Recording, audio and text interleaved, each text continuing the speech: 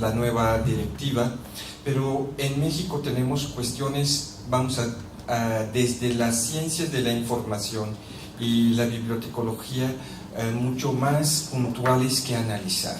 Entonces voy a dar un panorama de cómo se está viendo y cómo estamos trabajando esa parte.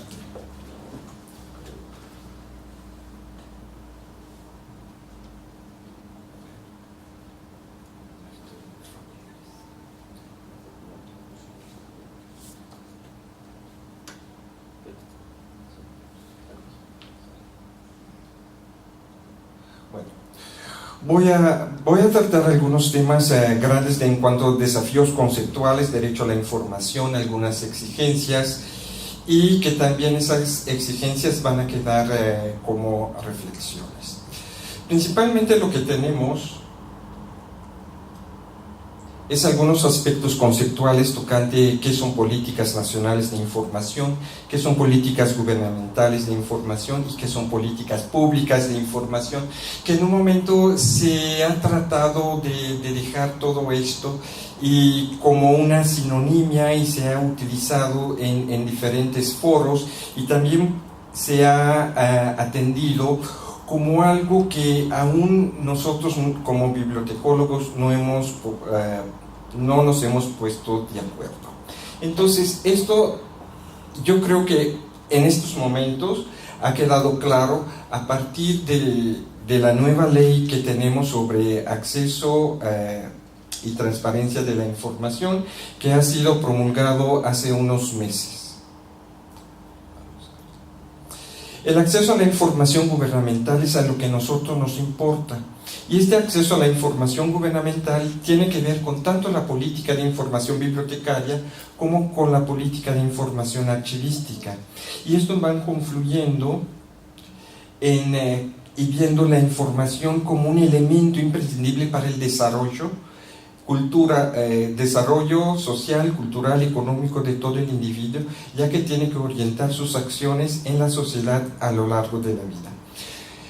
Me estoy basando mucho en los preceptos y las declaraciones de la UNESCO, porque esos son lo que en un momento va marcando toda la pauta para nuestros países latinoamericanos, y que también nosotros en su momento hemos firmado esos grandes tratados. Bueno, el derecho a la información en México tiene su inicio desde hace muchos años, como ustedes pueden ver, con la Constitución de Cádiz, y va a llegar hasta nuestros días. ¿Qué significa eso? Que a finales del siglo pasado se da una gran reforma al artículo 6º constitucional, que dice lo siguiente: que la manifestación de las ideas será objeto de ninguna inquisición judicial o administrativa, sino en caso de ataque a la moral, los derechos de terceros, provoque algún delito o perturbe el orden público, el derecho de réplica será ejercido en los términos dispuestos en la ley, el derecho a la información será garantizado por el Estado. En el momento que se hace esta reforma constitucional, se está abarcando muchísimo más de lo que en estos momentos nosotros estamos viendo, porque a partir de la reforma, de la última reforma que tenemos, papel del Estado, tenemos una reforma donde ya nos está restringiendo todo lo que es la televisión, la radio y todos los otros medios. Solamente hace el enfoque a lo que es la información gubernamental. Entonces, todo otro tipo de información queda totalmente fuera, que viene el derecho a todo lo que es radiotransmisión, radiodifusión, el derecho a comentarios, etc. Otro grande de los desafíos que hemos tenido era entender esta parte.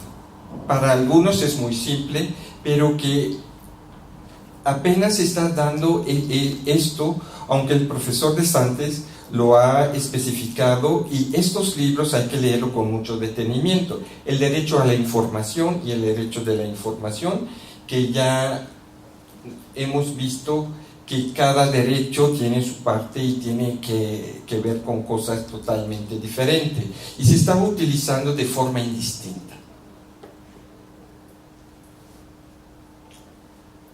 Bueno, como le había platicado ya con anterioridad, la reforma al texto constitucional del 2007 se limita a la acción del derecho a la información nada más pública, vertiente del derecho a la información. Solamente se está enfocando todo al derecho de lo que produce el gobierno, tanto federal, y en la nueva ley de transparencia, acceso a la información y transparencia, también está abarcando el gobierno estatal y los gobiernos municipales.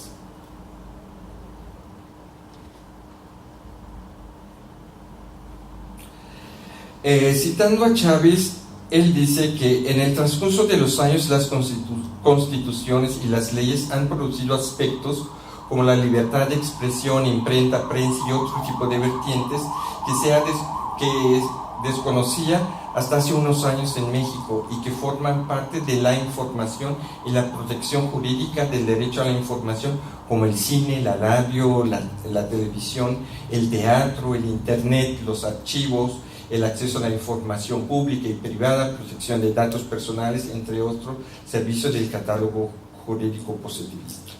Entonces, toda esta parte, el enfoque se siguió dando y se está dando en estos momentos al derecho a todo lo que hace y consume el gobierno y que podemos. Todo lo que es cine, queda fuera, radio, TV, internet, que es muy importante, y la protección de datos personales, que en este momento sí está en boga en México.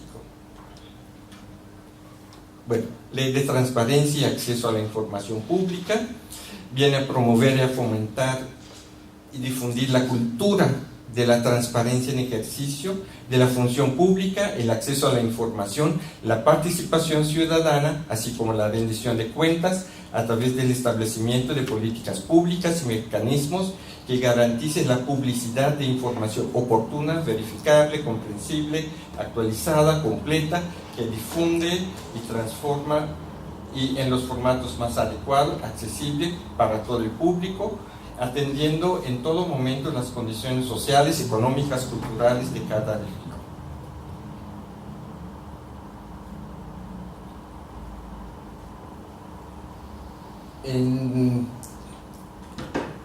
Es interesante poder rescatar de esta nueva ley que se promulgó este año, que como información lo ven como información de interés público y se refiere a la información que resulta relevante o beneficioso para la sociedad y no simplemente de interés individual, cuya divulgación resulta útil para que el público comprenda las actividades que lleva a cabo los sujetos obligados. Aquí los sujetos obligados, en la ley anterior eran 258 sujetos obligados. Actualmente los sujetos obligados son todas las personas, instituciones o organismos que reciben fondos gubernamentales, sean federales, estatales o municipales. Todos ellos se contemplan como sujetos obligados. Vamos a pasar.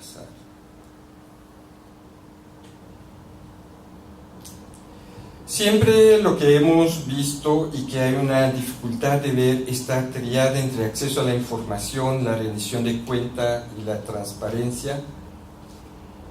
Y dentro de lo que se contempla en México, el acceso a la información es el derecho que tiene toda la persona para acceder a la información creada, administrada o en posesión de los sujetos obligados. La transparencia en un atributo de cualidades que nos permite más información clara y precisa sobre algo,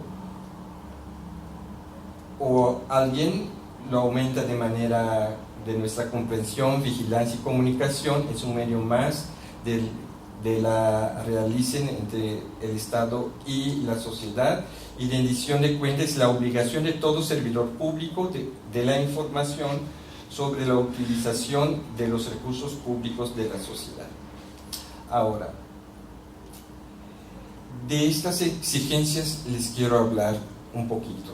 Causas de la transparencia, estoy citando a Mirna Elia García Barrera, que es una famosa abogada en México que está tratando y habla sobre gobierno abierto, parlamento abierto y datos abiertos, y ella ve todo lo que ustedes ya conocen como las exigencias internacionales, las exigencias gubernamentales que han asumido los gobiernos, principalmente en las reuniones pre y post de la Cumbre Mundial sobre la Sociedad de la Información, los compromisos principalmente de Río de Janeiro sobre el medio ambiente y San Salvador, los planes de acción para la Sociedad de la Información aprobado hace unos años y las declaraciones diversas.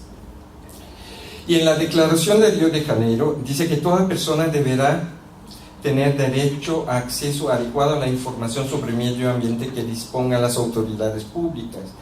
Y cada rato se vuelve esta parte que nos está diciendo que debe de haber una claridad en la divulgación de la información.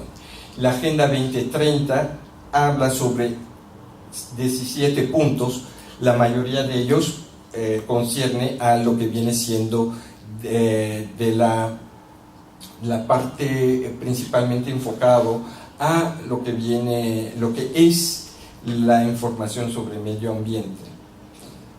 Si vamos viendo algunas líneas de acciones, podemos ver que nosotros como bibliotecarios, estudiosos de la información, muchas veces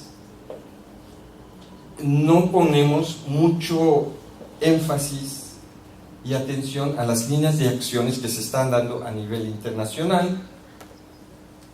Está hablando sobre ciberecología y todas las entidades que están involucrados, y también si nosotros como bibliotecólogos tenemos un compromiso social para poder dar esa información y para poder ver todas estas actividades. Lo voy a dejar hasta acá.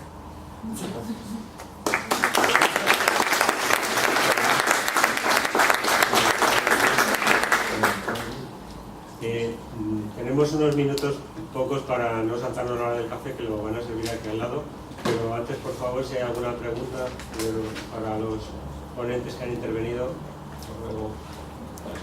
Sí, yo es para preguntaros, es sobre lo que he dicho antes, cuando una obra que pertenece a un tercero se traslada a una institución y que lo que he entendido es cuando forma parte de la ley, es que eso quiere decir que es necesario el pago para el acceso. Vamos a ver,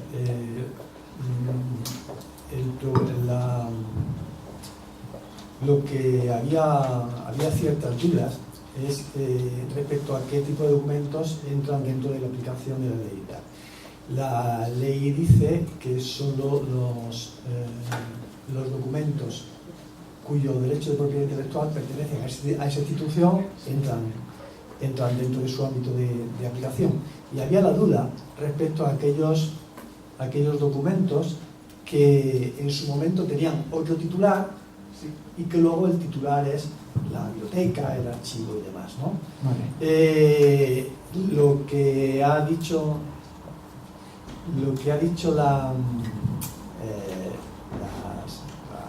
la intentación que han hecho las recomendaciones sobre esta cuestión es que aquellos documentos cuyo titular originario de los derechos era otro, pero luego la biblioteca o el archivo del museo los adquiere, sí, forman parte de la colección de esa biblioteca o archivo, y de alguna manera puede hacer que estos documentos entren dentro del ámbito de aplicación.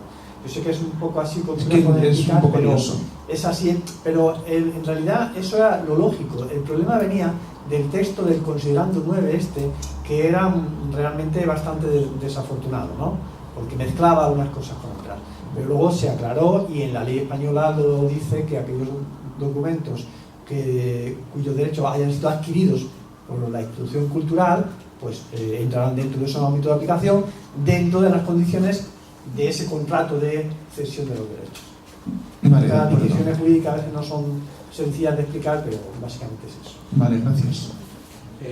Profesor Sánchez de Diego, por favor. Bueno, es una pregunta que también es malévola. Sabrán ustedes que las cosas se llaman tesis doctorales, ¿no? Bueno, pues les voy a leer a ustedes un párrafo del decreto 99/2011 que regula las enseñanzas oficiales de doctorado. En concreto, el párrafo 5 de este artículo 14 que dice: una vez aprobada la tesis doctoral, la universidad se ocupará de su archivo en formato electrónico abierto en un repositorio institucional. Sigue el artículo diciendo: y remitirá en formato electrónico un ejemplar de la misma, así como toda la información complementaria que fuera necesaria al Ministerio de Educación a los efectos oportunos. Bien, pues érase una vez una universidad pública que un buen día recibe la tesis doctoral de una señorita, una señorita que está casada con otro profesor, profesora de otra universidad, y decide colocar su tesis doctoral en ePrints de forma libre. La señorita monta en cólera porque había negociado con un par de editoriales, con una editorial que iban a hacer 2 libros de su tesis doctoral. ¿Qué creen ustedes que es el artículo 14 del Real Decreto 99/2011? Lo digo para que vean ustedes que en España se legisla, y entonces lo legisla pues un ministerio, lo legisla la Comisión Constitucional del Congreso de los Diputados o la Comisión de Administraciones Públicas, que no se entera lo que ha legislado la Comisión Constitucional. Ese es el gran problema de España. Algún profesor ha dicho que en España vivimos una auténtica diarrea legislativa que supone la dictadura de la ley atenuada por su incumplimiento. Perdonad, la pregunta es directamente a los ponentes y a la profesora Corredoira en concreto. Yo hice un informe sobre esto, ¿sabes? Pues si no, los paso. Bueno, te agradezco la pregunta porque lo comparto. Quiere decir que hay muchos casos que estábamos diciendo. O sea, yo aquí lo que veo es lo siguiente: efectivamente, estamos en una situación de hiperregulación sobre el sector de la información pública, es uno más, pero en fin, en general sobre la información, y no digamos sobre el mundo digital. Entonces, aquí claramente yo no sé cómo va a ser la práctica del ejercicio, lo podréis contar los que estáis ahí en las oficinas y en los ministerios, pero el conflicto de leyes es evidente, ¿no? O sea, es que el conflicto entre la ley de propiedad intelectual, ¿no?, que antes ha comentado también el profesor Ramírez Molina, y este otro es clave. O sea, esa tesis es así, lo que tú dices es mucho, y otros, ¿no? O sea, aquí al final, yo he pensado también, ¿no?, haciendo un poco de un dibujo aquí de que en realidad aquí, ¿de qué documentos estamos hablando que no estén en un régimen de monopolio? O sea, porque hay un régimen, entre comillas, monopolio, el régimen de monopolio que es el que está bajo los derechos de autor, tanto de los autores como de los editores, que pueden durar muchísimos años, porque basta con que haya una última grabación, una grabación sobre una obra de un autor para que ya la productora fonográfica tenga derechos sobre eso, ¿no? ¿Qué no está bajo el mandato de la Ley de Protección de Datos a efectos de anonimización? ¿Qué no está bajo secreto de sumario o secreto oficial en otro ámbito? Es decir, ¿de qué documentos hablamos o habláis, ¿no?, los documentalistas o los archiveros, cuando estamos hablando de documentos que tienen más de 150 años, que ya no, digamos, están limpios, que están anónimos? Digamos, ¿la revolución digital que estamos queriendo es solamente para eso, o de verdad, en el fondo, necesitamos una revolución en la forma de legislar, de manera que si queremos que los documentos públicos estén abiertos a públicos, hay que sacarlos de la ley de propiedad intelectual y hay que sacarles la competencia a las entidades de gestión? Porque lo ha dicho antes el profesor Ramírez Molina, no podemos ceder los autores libremente de un libro el préstamo, no podemos dar fotocopias porque hay derechos remuneratorios sobre eso que no podemos renunciar, ¿no? O sea, que un cantante no puede ceder una canción a una ONG para un concierto benéfico porque los derechos de comunicación pública, con o sin entrada, los gestionan las entidades de gestión, sea SGAE, sea DAMA, cualquier corresponda, EGEDA, etc., ¿no? Entonces, me parece que aquí es claro. O sea, obviamente las filmotecas, las tecas, todas las tecas son colecciones y por tanto están bajo la protección de la ley de propiedad intelectual, sí o sí, vamos. O sea, ¿qué documentos quedan ahí? Porque yo no acabo de ver qué negocio hay o qué negocio están haciendo los norteamericanos sin que nosotros nos demos cuenta y sacarán luego las bases de datos a la venta, ¿no? Digo, porque o los escandinavos, ¿no? Que sé que están haciendo ahí gestiones de ese tipo. Vamos a ver, completando un poco lo que dice la profesora Corredoira con respecto a la pregunta. En los últimos años se ha legislado mucho sobre estas cuestiones y en muchos casos se ha legislado sin saber lo que se estaba haciendo. En este caso de la obligación de dejar una copia de la tesis en el repositorio y tal y cual, tiene un problema de base. El problema de base es el siguiente: la ley de propiedad intelectual dice que los derechos de la obra pertenecen al autor. Así tan sencillo como eso. El autor de la tesis doctoral es el doctorando. Y solo el doctorando tiene la capacidad para decidir qué se hace con su obra. Desde el momento en que él decide cuándo y cómo se divulga, desde el momento en que decide si se reproduce o no, si se hace una puesta a disposición del público, etcétera, etcétera. En ese sentido, ese profesor o profesora que estaba comentando en su pregunta tenía absolutamente toda la razón. Podía negarse en redondo a que su obra fuera puesta a disposición de todo el mundo en el repositorio o en lo que sea de la computación. Porque además resulta que esta legislación es de un decreto, que evidentemente un decreto por cuestiones de jerarquía no puede ir contra lo que establece la ley de propiedad intelectual. Bueno, pues insisto, esto es incompetencia a la hora de hacer estas normas y esto provoca en muchísimas universidades un montón de problemas porque muchos doctorandos no son conscientes de lo que están haciendo cuando dejan que su obra sea depositada, de pronto luego descubren, pero si yo quería publicarla en no sé qué y ahora resulta que está más que publicada y la ha visto todo el mundo, ¿qué hago yo ahora? Recurren contra la universidad, contra su escuela de doctorado, qué sé yo. Los funcionarios de esa escuela de doctorado, comisión de doctorado, muchos de ellos no saben de qué va el asunto y dicen, no, pero es que nosotros nos han dicho que hay aquí un formulario que hay que firmar y tal y cual. Es decir, esto realmente está muy mal resuelto. Y efectivamente, si se trata de que